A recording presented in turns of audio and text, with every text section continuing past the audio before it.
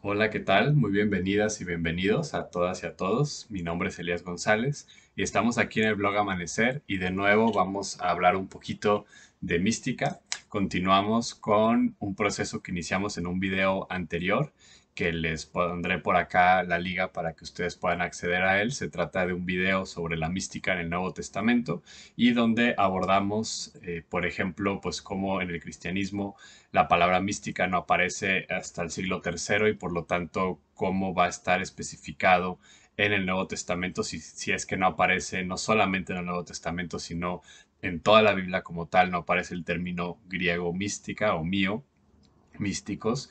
Y en ese sentido vamos a seguir haciendo pues unos videos que vamos a dar continuidad a este proceso más o menos a lo largo de la historia de la mística, particularmente cristiana, y seguiremos haciendo videos aquí en el blog como normalmente lo hemos estado haciendo también de otros libros, tradiciones, etcétera, ¿no? Pero este proyecto particular va a narrar como esta historia, recuperando algunos hitos importantes. En esta ocasión vamos a abordar otro momento de la historia de la mística cristiana que me atrevería a decir que dos de las grandes, digamos, como hitos será por un lado el martirio y por otro lado la gnosis.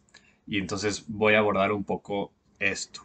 Vimos ya en el video anterior de la mística en el Nuevo Testamento que durante los primeros siglos, repito, no se utiliza el término mística, sino hasta el siglo tercero, y que más bien está también como muy influenciado por la experiencia reciente de la crucifixión, muerte y resurrección de Jesús, y por lo tanto las primeras comunidades viviendo esta experiencia, y tenemos al surgimiento de Saulo, su conversión y posteriormente San Pablo, tenemos la redacción de los evangelios y del Apocalipsis, Hechos de los Apóstoles, y cómo esto va a ir creando como el núcleo de la experiencia cristiana, contraponiéndola, por decirlo de cierta manera, con otras experiencias de otras tradiciones que había en la época con las que el cristianismo tuvo que dialogar, encontrarse, hacerse frente, distinguirse y se influenció, pero también discerniendo hasta dónde sí, hasta dónde no,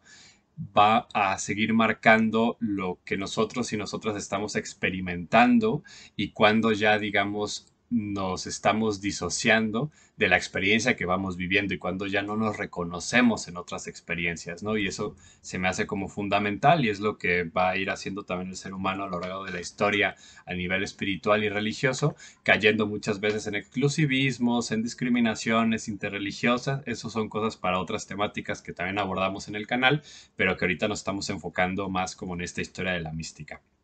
¿Qué sería entonces ya lo propiamente relacionado con lo gnóstico y el martirio? Tiene que ver con todo esto, porque ya estamos hablando de comunidades cristianas un poco más formadas alrededor del siglo ya no solamente primero, sino que ya estamos en el siglo segundo. Y en el siglo segundo, las comunidades cristianas lo que comienza a suceder es que ya se están distinguiendo radicalmente de tanto del judaísmo y comienzan a tener presencia mucho más obvia en el Imperio Romano. ¿Qué sucede? ¿No? Un poco también de historia. En las primeras décadas, digamos, la experiencia cristiana va a seguir siendo considerada no solamente por Roma y no solamente por el templo de Israel, sino también por los mismos cristianos, se van a entender como una secta más del judaísmo de la época, ¿no? En tiempos de Jesús había algunos grupos, algunos le llaman sectas, pero es un término complejo por lo que significa hoy en día o de las múltiples significaciones, pero podemos decir que en tiempos de Jesús, así como aparece no, en los evangelios, estaban los saduceos, estaban los fariseos, estaban los celotas, estaban los esenios, y había así grupos que estaban en disputa sobre la interpretación, que cómo se leía, se tenía que leer la escritura. Algunos reconocían solamente algunos libros de la Tanaj o de la escritura judía, otros consideraban más, unos tenían una interpretación más como espiritualizada, por decirlo así, los esenios, otros un poquito más política, como los elotas, etcétera, etcétera, ¿no? Las discusiones sobre, por ejemplo, algunas leyes e interpretaciones en torno a la muerte y si había vida después de la muerte, teniendo una interpretación o una opinión los fariseos y los saduceos otra. Algunos tenían menos o más relaciones con Roma, con el poder, con los tetrarcas como Herodes, etcétera. O sea, había como estas distinciones y cuando comienza a surgir la experiencia cristiana, es reconocida, digamos, como una interpretación más del judaísmo. Recordemos que, pues, en realidad, pues, se experimenta a Jesús como el Mesías, el que tenía que venir para liberar, con una interpretación radicalmente diferente de lo que sería el Mesías, que se tenía en la época o que se esperaba en la época.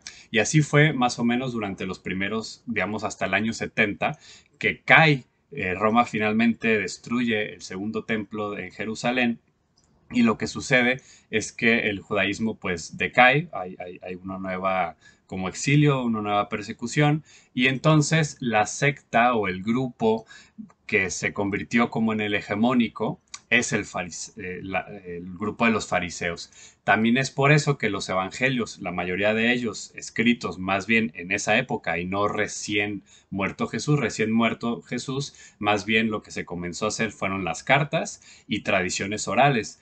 Pero conforme fueron muriendo los testigos oculares, pues se quisieron, digamos, hacer estas narraciones y por eso los fariseos tienen el rol que tienen en el Nuevo Testamento, ¿no? Como con los principales antagonistas religiosos de Jesús, pero en realidad, pues quizás, según los expertos, no fue tanto así, tan directo contra los fariseos, sino igualmente con los saduceos.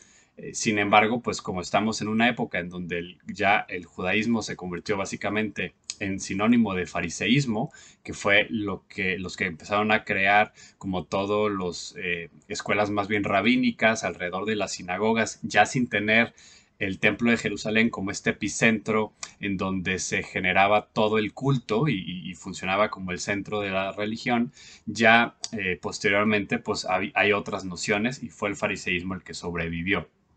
Entonces, todo esto viene a colación porque la mística del Nuevo Testamento está muy en esa línea. Pero ya, ¿qué sucede? Estamos en otra época, estamos en el siglo segundo, en donde, repito, el cristianismo ya no va a ser visto como una secta del judaísmo, sino como una tradición aparte, por un lado. Dos, ya no va a estar meramente enfocado en unas poblaciones pequeñas en lo que hoy es Palestina y esporádicamente con algunos grupos en Siria, en Grecia o en Roma, en Egipto, sino que ya estamos viendo que comienza a ser un movimiento. Eso por un lado, ¿no? Y entonces inician dos fenómenos. Uno, el que sería como el primero, por decirlo así, es una persecución ya mucho más explícita y oficial por varios emperadores romanos, sistemática, y por también, digamos, otras autoridades que comienzan a hacer persecuciones, ¿no? Y eso empuja a dos fenómenos. Uno, el del martirio, y dos, la necesidad, porque bueno, como se empieza a hacer el cristianismo cada vez más conocido, también más personas se van convirtiendo o van entendiendo esta experiencia y la van captando en sus corazones y ya comienza a haber personas, digamos, paganos, ¿no? En términos judíos, personas de tradición grecolatina, con formación grecolatina, es decir, incluso ya de estratos sociales altos, es decir, con estudios y recursos, que comienzan a convertirse o tener esta experiencia y entonces sienten la necesidad de ponerse a dialogar con la filosofía griega y romana. Entonces ya no es meramente la transmisión de una experiencia en un grupo un poco más cerrado. Recordemos pues, los antagonismos entre Pedro y Pablo, Pablo, el apóstol de los gentiles, en donde ya él mismo comienza a predicar y personas no judías se convierten al cristianismo. Y es cuando también comienzan a llamarlos cristianos, ¿no? Porque antes se autodenominaban como seguidores de El Camino y después ya empezaron a hablar los cristianos, los seguidores del Cristo, que es un término griego, el Christos ya es griego, el ungido sería correspondiente al Mesías. Y entonces se dan estas dos cosas, repito, la persecución y por un lado, por decirlo así, un diálogo con la filosofía griega y romana. ¿Qué sucede con estos dos asuntos? Y es lo que quiero un poquito como distinguir, pero se dan en la misma época y están muy complementados, ¿no? Primero, el martirio. Mártir significa básicamente testigo y aquí hay una concepción de la mística, aunque todavía no se utiliza el concepto de mística porque, repito, no aparece hasta el siglo III, pero hay como toda una serie de, o por lo menos no de la manera en que aparece el siglo III, eso quiero decir, o sea, no comienza a hacerse en estos tratados con esta conceptualización, ahorita voy a volver a ello. Comienza a haber esta persecución y por lo tanto se comienza a identificar la profundidad de la experiencia espiritual cristiana con el seguimiento de Jesús en términos ya de una identificación total con la experiencia de sufrimiento que tiene Jesús en su carne, en su historia. Entonces, las personas que están viviendo persecución en una época en donde en todo el Imperio Romano están siendo perseguidos y perseguidas las cristianas y los cristianos, comienza a ver esta experiencia de quienes mueren en castigo por su fe, por reconocerse como seguidoras de Cristo y de esta iglesia que está apenas fraguándose y construyéndose, porque todavía no hay una homogeneidad, todavía hay distintas personalidades, distintos grupos en disputa. Lo vamos a ver, por ejemplo, con Orígenes, que es un personaje que es importante para este momento, como por ejemplo su obispo en Alejandría lo va a excomulgar porque en Palestina otros obispos lo ordenan sacerdote y entonces su obispo lo considera esa indisciplina y lo excomulga. Entonces todavía, digamos, no hay como una estructura de toda la iglesia bajo una sola cabeza o nada por el estilo, ¿no? Estamos en otra época y entonces lo que comienza a suceder es esta persecución y se va a identificar la experiencia de entrega profunda a Dios con la experiencia profunda de entrega que vive Jesús al entregar la vida. Entonces, las personas que comienzan a experimentar este martirio o estos castigos se convierten en mártires, ¿no? En testigas de lo que sufrió Jesús y por lo tanto se van a identificar por completo con él. Y esto da pie a explicitar lo que va a comenzar a ser y desde el inicio y hasta la fecha como una de las maneras de comprender la espiritualidad y la mística cristianas, que es la identificación con Jesús. O sea, en pocas palabras se trata del seguimiento, que anteriormente más bien se llamaba la imitación de Cristo, como se llama uno de los textos más famosos de la mística cristiana, que abordaremos en su momento, que es la imitación de Cristo de Thomas Kempis, pero digamos que es volver a ser nuevos Cristos en la vida, ¿no?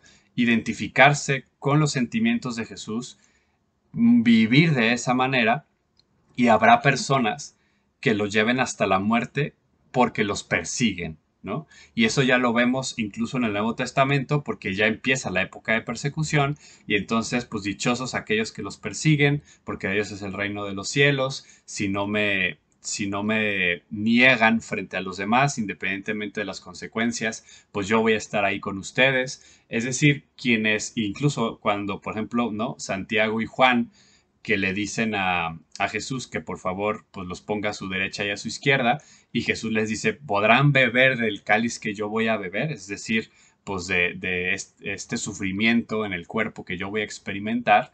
Todo esto se va plasmando en esta mística del martirio y el martirio se va convirtiendo en el arquetipo de mística, ¿no? Y para vivir el martirio se necesita pues una entrega, una humildad, una identificación a tal grado que pues el martirio es como el culmen de lo que se va entendiendo por vida mística. Al mismo tiempo se va dando, repito, este movimiento de pensadores, ¿no? Que vienen o ya de familias conversas y ellos ya nacieron cristianos o o se convierten, ¿no? Y hay ejemplos, por ejemplo, como Clemente de Alejandría, que fue converso, o en el caso de Orígenes, que sí nació en una familia cristiana, ambos que van a ser muy importantes teólogos y filósofos de su época y particularmente del cristianismo, van a dialogar con la filosofía griega y romana y van a tratar de dar como, digamos, como darle esta posibilidad de comprensión más profunda a la experiencia cristiana, ¿no? Y aquí viene a cuento entonces este segundo término de este video, ¿no? Ya abordamos el martirio y el segundo sería la gnosis, ¿no? Aquí quiero recordar un texto que también hicimos aquí una reseña en un video, que aquí se los voy a poner la, la liga para que lo puedan checar, de este libro que se llama Curso de Mística Cristiana en 3 lecciones de Thomas Merton, editorial Sígueme, donde él pues aborda en 3 lecciones varios de los místicos y místicas cristianas, algunos de ellos pues muy de los más importantes, digamos, y de las cosas que vale la pena aquí recuperar de Thomas Merton, que todo el libro vale muchísimo la pena, pero aquí quisiera traer a colación que Merton nos recuerda que si bien no existía el término mística en el cristianismo hasta el siglo III, no significa que no haya habido ya mística desde tiempos de Jesús y desde el Nuevo Testamento. De hecho, él empieza el curso de mística cristiana con el Evangelio de Juan, que por eso también abordábamos la vez pasada el asunto de la mística en el Nuevo Testamento. Y él nos recuerda que antes de la palabra mística, gente como Orígenes y Clemente de Alejandría más bien hablaban de gnosis. Gnosis es un término griego que significa o que se traduce como conocimiento. Y es que en el mundo griego, también en el mundo pues, esotérico de aquel momento, el término gnosis del conocimiento era básicamente como, y los filósofos neoplatónicos era lo que recuperaban mucho, esta gnosis como unión con la divinidad. Y lo podemos ver como un origen profundamente platónico, ¿no? Y neoplatónico, que a través de la filosofía, a través de la contemplación y del conocimiento, se puede llegar a los estratos superiores de, por ejemplo, el mundo de las ideas, ¿no? Que allá pues, inmediatamente nos refiere al conocimiento. Y entonces el gnosticismo era muy fuerte en la época y ha sido quizás con lo que más ha tenido que dialogar, enfrentarse, contraponerse, distinguirse y discutir el cristianismo. Y claro, hay muchos tipos de gnosticismo. De hecho, lo que están haciendo estos, como Clemente de Alejandría y Orígenes, es recuperar el gnosticismo, pero decir cuál es el tipo concreto de gnosticismo cristiano y diferenciarlo de otros tipos de gnosticismo. Esto fue, digamos, incrementarse a tal grado que hoy por hoy y desde tiempos también muy anteriores se perdió el concepto de gnosticismo y más bien, pues primero por ejemplo, se recuperó ya el de mística como tal. Pero originalmente más bien se hablaba del gnosticismo cristiano. Entonces, el gnosticismo cristiano podríamos decir que es de alguna manera de las primeras manifestaciones de lo que posteriormente se vino a llamar la mística cristiana. ¿Qué es el gnosticismo y qué sería enfrente el gnosticismo cristiano? Repito, el gnosticismo en general en la época, en aquella región, se va a entender como estos caminos espirituales que te van a llevar al conocimiento de lo divino, de lo trascendente, etc. Sin embargo, tenían como todavía esta antropología, ¿no? En donde este tipo de gnosticismo hace como una separación muy tajante entre el cuerpo y el espíritu, entre esta vida y la otra, este mundo y el mundo espiritual. Entonces, este tipo de gnosticismo para los cristianos no reflejaba justamente como la experiencia cristiana. Y es que, repito, estamos en un contexto en el que estos pensadores lo que intentan hacer es traducir a términos filosóficos de la época la experiencia cristiana. Y el máximo camino, pues de la época era el gnosticismo. Y entonces están diciendo, pues vamos a hablar del gnosticismo cristiano, pero no es como el gnosticismo de los paganos, en donde hay una separación entre el alma y el cuerpo, sino que y lo máximo es el conocimiento, ¿no? Y aquí lo que tenemos en el cristianismo es una experiencia distinta del cuerpo y del alma, del espíritu, porque está la experiencia de la encarnación que ya mencionábamos en el video de Mística en el Nuevo Testamento, pero además está también pues todo el tema de la cruz, de la resurrección y por lo tanto la experiencia de la fe. No de la fe meramente como una creencia, sino de la fe en tanto camino oscuro de purgación que lleva a un conocimiento que ya no es el conocimiento del gnosticismo per se, del gnosticismo griego, digamos, y romano o estoico, sino del gnosticismo cristiano que tiene que ver con el amor. Y entonces la gnosis cristiana ya no va a ser un camino de iluminación, sino un camino de theosis o de divinización.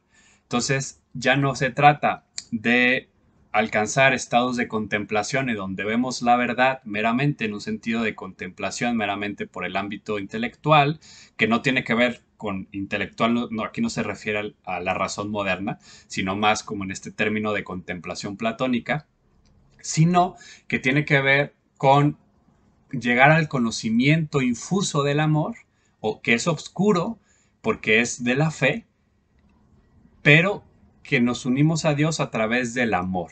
Por eso desde este momento, por ejemplo, Orígenes, va a haber un aprecio enorme del Cantar de los Cantares, porque el Cantar de los Cantares es una alegoría del conocimiento de lo divino a través del amor. Y es solamente a través del amor, utilizando, por ejemplo, en el Cantar de los Cantares, la alegoría del amor carnal, humano, para hablar del amor divino, del alma con Dios, es solamente a través de esta unión de voluntades, es decir, del amor, de la entrega total de todo lo que somos a Dios y de Dios entregándose absolutamente también por amor, que llegamos a este conocimiento profundo que ya no es una mera iluminación, sino que esa iluminación para los cristianos, digamos, la iluminación de la gnosis tradicional se queda corta porque le falta pasar por la fe que lleva al amor, ¿no? Y esto es fundamental porque entonces la entrega absoluta sería el martirio, ¿no? Y entonces volvemos a esta circularidad, ¿no? Estamos en la época del martirio. Tanto Clemente de Alejandría como Orígenes van a vivir también la persecución de alguna u otra manera. Y aparte aquí hay algo también muy importante. Estamos en una época anterior a lo que posteriormente en la mística cristiana se fue desenvolviendo, como ciertos rechazos a la carne, a la sexualidad y a cosas por el estilo. Y entonces, por ejemplo, gente como el mismo Orígenes o Clemente de Alejandría, particularmente Clemente de Alejandría, va a subrayar que en el matrimonio se puede vivir la experiencia mística. Es más, ni siquiera como se puede en un sentido como de que, bueno, sí se puede, pero es más difícil. No, no, no. O sea, proponen la vida de matrimonio como un camino místico. Aquí estamos más cerca del mundo, por ejemplo, judío, ¿no? En donde la vida en pareja o la vida en familia también es, pues, es un camino, ¿no? Ya no lo vemos tanto en Orígenes, quienes, como se sabe, pues él se castra teniendo una interpretación muy literalista de la escritura. Y esto es fundamental porque algo que también se da y que va a ser muy importante en el mundo de la mística cristiana, sobre todo en esta época, es que la mística y la gnosis, que es un término más usado, como ya vimos en esta época, la gnosis cristiana se va a ir identificando con la interpretación de la escritura. Entonces ahí tenemos un Orígenes que al inicio tomó muy literalmente pasajes de la escritura, como por ejemplo la de hay personas, hombres que se hacen eunucos por el reino de los cielos, él dice pues yo también, se castra, y después él va a generar toda una serie de teorías de interpretación mística o gnóstica, es decir, ya no interpretar, o sea, porque después él se arrepiente de la opción que hizo, porque lo hizo muy joven, menos de 20 años, y entonces reconoció su inmadurez, y después se da cuenta de que en la interpretación de la escritura hay niveles de interpretación y que a través de la disciplina, a través de la vigilia, a través de la oración y de la entrega, vamos accediendo a misterios, ¿no? O sea, ya va apareciendo toda esta parte de la mística, o a conocimientos, gnosis, más profundos que están en la escritura, pero que requieren de purificarnos, requieren de adentrarnos, de ordenar los afectos y de, esto también muy de Orígenes, de adentrarnos a una vida interior que tiene que ver ya con los sentidos espirituales. Y esto es algo también que le debemos a Orígenes y a otros y a otras, pero particularmente a él, cuando él comienza a desarrollar toda una teoría de los sentidos espirituales, que así como el cuerpo conoce el mundo material a través de los sentidos, hay sentidos espirituales que podemos conocer. Y no se refiere, por ejemplo, a la imaginación. Y imagínate que estás bebiendo y imagínate con la sensación del tacto. No, no se trata de eso, sino de sentidos más profundos que vamos desarrollando, vamos despertando la sensibilización a través de la oración, del conocimiento de las escrituras, etcétera. Y entonces estamos en una época, repito, en donde todo esto se da. El martirio, es decir, la identificación total con Jesús en esta entrega absoluta de la vida propia, que en el momentos de persecución se va a transmitir en el martirio, pero también el desarrollo de toda una teología filosófica en torno a lo que sería propiamente la gnosis cristiana, que tiene que ver con la purificación, la comprensión profunda de los misterios de la escritura y de la vida cristiana a través de los sacramentos, etcétera, que se van a llevar paulatinamente al matrimonio espiritual, y del matrimonio espiritual, si así Dios, digamos, lo propone en esta vida, puedes llegar al martirio. Pero el martirio no es porque tú eliges ser mártir, que claro, se necesita una aceptación, pero si Dios no te invita a ello, sería un falso martirio, ¿no? Entonces es más bien este camino de la mística, y por eso vemos que los testimonios de los místicos y místicas, y aquí hay mujeres y hombres, también esto es algo como que va rompiendo estas nociones también como de género en la mística de la iglesia, que se van a fortalecer después, o sea, como cuestiones ya más sexistas. Aquí, por ejemplo, repito, así como se da mucha importancia a la vida matrimonial, también todavía no entramos a, a un momento en donde la virginidad, ¿no? Y ¿cómo se llama? El celibato son tan importantes, ¿no? Aquí más bien tenemos mártires que son madres, mártires que son padres, mártires que son familias enteras, y que en realidad la mística más bien tiene que ver, repito, con este conocimiento profundo que va dando Dios, y esto es como de las diferencias con el gnosticismo tradicional, ¿no? O digamos no cristiano, que mientras que este gnosticismo más griego tiene que ver con una suerte de escalera para ir alcanzando estados de conciencia o de conocimiento cada vez más elevados, como por un esfuerzo del sujeto para poder alcanzar esa sabiduría. En la gnosis cristiana opera muchísimo la gracia, y si bien la persona tiene que hacer todo un trabajo de entrega, de purificación, es al final del día este conocimiento, por eso es por fe y es a través del amor, porque ya se trata de una unión de voluntades en donde es Dios mismo quien se entrega y no el sujeto quien conquista esto u otro estado mental o espiritual. Bien, pues por aquí le dejaría entonces a este video de la mística en el martirio y la gnosis cristiana, meramente como para hacer una introducción. Obviamente, pues la idea es que ustedes profundicen en otros momentos. Esto es meramente como para dejar esta introducción, estas inquietudes. Faltaron muchas cosas, un montón de detalles, meramente es como una pincelada de la problematización, ¿no? Lo importante aquí es recuperar que ya estamos caminando en estos videos hacia pues, una comprensión de cómo ha sido históricamente la mística cristiana y cómo pues, fue pasando de pues, la experiencia de las primeras comunidades, tratando de interpretar su experiencia, y cómo fueron encontrando lo propio de su tradición, que posteriormente pues, se convierte en el cristianismo, pero que tiene que ver con este encuentro con el resucitado a través de la unión de voluntades, y que en el caso de las épocas de persecución, pues se va a comprender a través del martirio, pero que también es en esta misma época que se comienza a dar como todo un movimiento de filosófico-teológico, de surgimiento ya de conceptos y de comprensión de la vida espiritual. Aquí es donde surge, por ejemplo, todas estas nociones de las tres vías, ¿no? La vía purgativa, iluminativa y unitiva, que tiene que ver con todo este proceso de preparación para ir captando esta sabiduría del amor en el propio cuerpo y en la propia vida, y que es Dios mismo quien va purificando, quien va acercándose a la persona y al grupo y va llevándonos de la mano a esta comunión, digamos, ya con lo divino, ¿no? Pues por mi parte sería todo. Repito, mi nombre es Elias González. Este fue un video del blog Amanecer. Y pues les invitamos a que nos den like, que compartan este video, que nos dejen sus comentarios y pues posteriormente podrán esperar más videos sobre estos temas. Saludos y bendiciones.